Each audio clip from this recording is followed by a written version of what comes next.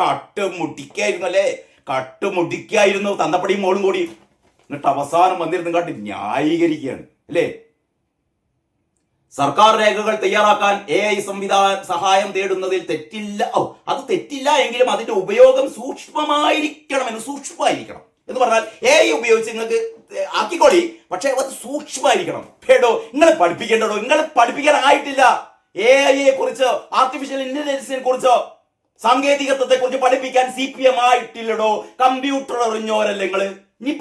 ഇനിയിപ്പതാ ജെക്സി തോമസും റഹീമും ചിന്താ ജെറോമും ശിവപ്രസാദും ഉള്ള എല്ലാവിധ ഇമാതിരി കോമാളിക്കൂട്ടങ്ങളും തെരുവിലിറങ്ങും. ഇപ്പം AIക്കെതിരെ സമരം, AI വിരുദ്ധ സമരം അല്ലേ.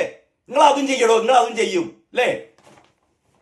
ഈ പുതിയ ജൻസി തലമുറ പത്രം വായിക്കാത്ത നിങ്ങളെ ഭാഗ്യട്ടോ ഉണ്ടെങ്കിലുണ്ടല്ലോ. നിങ്ങളെന്താ പിന്നാലെ നടന്ന് നിങ്ങളെ നടുപ്പുറ കടപ്പുറാക്കിട്ടോ.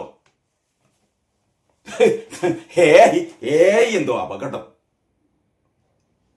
കൃത്രിമ കണക്കുകളിലൂടെ മുൻ LDF സർക്കാരിനെ പഴിക്കുക എന്നിട്ട് പറയണം കൃത്രിമ കണക്ക്. ഇനി എത്ര കാര്യങ്ങൾ പറഞ്ഞുകൊണ്ടിരിക്കണം. ഇത് ആൾക്കാർക്കൊക്കെ ബോധ്യായി കേട്ടോ. ഐസക്കെ ഇവിടുത്തെ ജനങ്ങൾക്കൊക്കെ മനസ്സിലായിട്ടുണ്ട്. ദേശാഭിമാനിയും കൈരളിയും മാത്രം നോക്കിയിരിക്കുന്ന മണഗുണഞ്ചന്മാരല്ലാത്ത കേരളത്തിലെല്ലാ ജനങ്ങൾക്കും മനസ്സിലായിട്ടുണ്ട് നിങ്ങൾ കഴിഞ്ഞ 10 വർഷം ഇവിടെ ഉണ്ടാക്കിയ നഷ്ടങ്ങൾ. ഇനി ഇങ്ങനെ ഇരുന്ന് നിലോളിച്ചിട്ടും ഇങ്ങനെ കൊഞ്ഞനം കുത്തിയിട്ടും ഒന്നും കാര്യമില്ല മോനെ കേട്ടോ.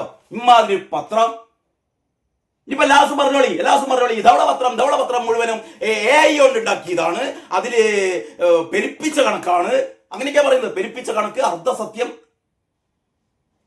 വീണ്ടും മറ്റേ സംഭവം പറയുന്നുണ്ടോ. ധനവകുപ്പിന്റെ കൈവശമുള്ള അതീവ രഹസ്യ സ്വഭാവമുള്ള മാർക്കറ്റ് ബോറോയിങ്, കടബാധ്യതകൾ. എന്താ കടബാധ്യത എന്ന് ആൾക്കാർക്ക് അറിഞ്ഞൂടെ? കടബാധ്യതകളൊന്നും ആൾക്കാർക്ക് അറിയണ്ടടോ.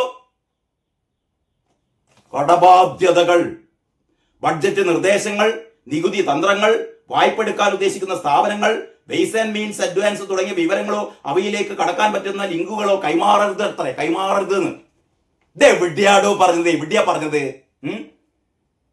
പിടിക്കപ്പെട്ടപ്പോണ്ടല്ലോ, കട്ടുപിടിച്ച കള്ളനെ പിടിക്കപ്പെട്ടപ്പോ കള്ളൻ പറയാണ് അയ്യയ്യ ഞങ്ങളെ പിടിക്കാൻ പറ്റൂല, ഇത് രഹസ്യമാണ് എന്ന് കള്ളന്മാര് പറഞ്ഞ എന്താ സ്ഥിതി ആലോചിക്കുക. നമ്മളെ വീട്ടിൽ കയറിയ കള്ളനെ, കട്ടുപിടിച്ച കള്ളനെ നമ്മൾ പിടിച്ചു കഴിഞ്ഞാൽ, ലൈറ്റ് ഇട്ട് പിടിച്ചു കഴിഞ്ഞാൽ അവര് പറയും ലൈറ്റ് ഇടരുത്, അതൊന്നും പാടില്ല, പിടിക്കരുത്, ഇത് അതീവ രഹസ്യമാണ്. കള്ളം പറയാണ് ഞങ്ങളുടെ മിഷൻ ഉണ്ടല്ലോ, ഞങ്ങളുടെ മോഷണം അതീവ രഹസ്യമാണ്, അങ്ങനെ പിടിക്കാൻ പാടില്ല, ഞങ്ങളെ പിടിക്കാൻ പാടില്ല, ഇങ്ങനെ ലൈറ്റൊന്നും ഇടാൻ പാടില്ല, ഈ സാങ്കേതികത്വമൊന്നും പാടില്ല, പാടില്ല. ഈ കൂടുതൽ പറഞ്ഞാലേ ഇതിന്റെ ഉള്ളിലേക്ക് കടന്നാൽ അതിനേക്കാളും വലിയ രസമാണ്.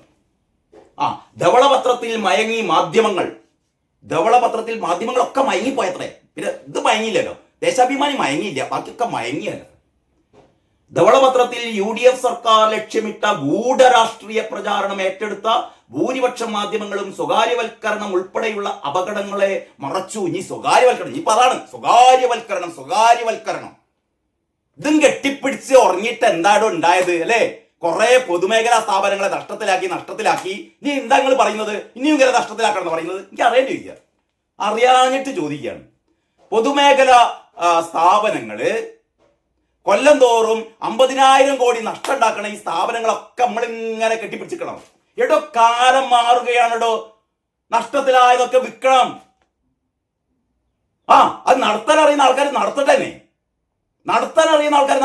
സർക്കാർ എന്തിനാണ്? സർക്കാരിൻ്റെതായ മറ്റു ജോലികളുണ്ട്. അതിൻ്റെ ഇടയിൽ സർക്കാർ പോയി കച്ചവടം നടത്താൻ പോയാലേ പൂട്ടി പോവും, വട്ടായി പോവും.